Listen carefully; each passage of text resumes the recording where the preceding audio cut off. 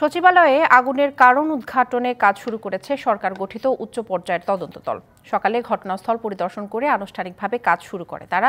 Committee বলছে, আগুনের ঘটনা নাশকতা নাকি দুর্ঘটনা তা তদন্ত শেষে জানা যাবে। দর্শক, এ বিষয়ে সর্বশেষ অবস্থা জানাতে যুক্ত হচ্ছেন আমাদের সহকর্মী শাহ ইমন। আমরা কথা বলবো তার সাথে।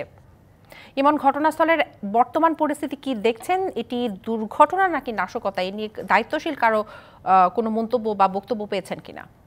দিশা, গতকালকের এই ঘটনার পর থেকে সচিবালয়ের নিরাপত্তা ব্যবস্থা আরও বাড়িয়ে দেওয়া হয়েছে। গতকাল আমরা দেখতে পেয়েছি যে ৫ নম্বর গেটটি খোলা রাখা হয়েছিল, আজকে সেই গেটটিও বন্ধ করে দেওয়া হয়েছে। সকাল থেকে শুধুমাত্র ১ নম্বর গেট দিয়ে তদন্তকারী যারা দল রয়েছে, যে তদন্ত কমিটি গঠন হয়েছে ৮ সদস্যের বিশেষজ্ঞদের নিয়ে, এই স্বরাষ্ট্র মন্ত্রণালয়ের একজন অতিরিক্ত সচিব সহ তারা প্রবেশ করেছিলেন। তারা প্রবেশ করে ঘটনাস্থল পরিদর্শন করেছেন এবং সিআইডি এবং ঢাকা মেট্রোপলিটন পুলিশের যে ক্রাইম সিন আছে, ক্রাইম সিনের এবং সিআইডির ক্রাইম সিনের টিম তারাও ভিতরে গিয়েছে। তারা বিভিন্ন ধরনের আলামত সংগ্রহ করেছে এবং ঘটনাস্থল পরিদর্শন করেছে।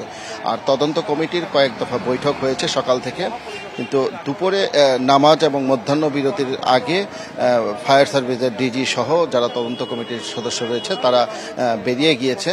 এরপরে বেরিয়ে যাওয়ার সময় আমাদের গণমাধ্যম কর্মীদের সামনে তারা একটু কথা বলেছিলেন।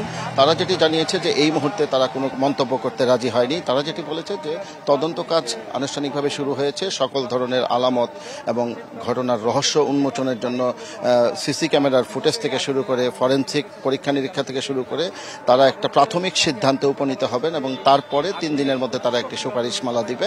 সেটার ভিত্তিতে হয়তো সরকারের পক্ষ থেকে একাধিক মামলা করা হতে পারে বলে আমাদের সাথে অনানুষ্ঠানিকভাবে জানানো হয়েছে। আর আরেকটি বিষয়, সেটি হচ্ছে যে সকালবেলা থেকে এই সচিবালয়ের কিন্তু এখন পর্যন্ত বিদ্যুতের যে সংযোগ রয়েছে এটা এখনো চালু করা যায়নি। এখানে একটি পাওয়ার স্টেশন রয়েছে, সেই সাব স্টেশনে ডিপিডিসির এবং বিদ্যুৎ বিভাগের লোকজন প্রবেশ করেছে। তারাও এখানে যে সাব স্টেশন রয়েছে সেখানে পানি জমে গিয়েছে তার আশেপাশে এবং ওইটাও কিছুটা ক্ষতিগ্রস্ত হয়েছে। এই দ্রুত বিদ্যুৎ ফিরিয়ে আনার জন্য, বিদ্যুৎ সঞ্চালন লাইন চালু করার জন্য তারা কাজ করছে। এখনো ভিতরে ক্রাইম সিন এবং বিদ্যুৎ বিভাগের লোকজন কাজ করছে। তো এই ছিল সর্বশেষ সচিবালয়ের অবস্থা। বিস্তারিত জানানোর জন্য ধন্যবাদ আপনাকে ইমন।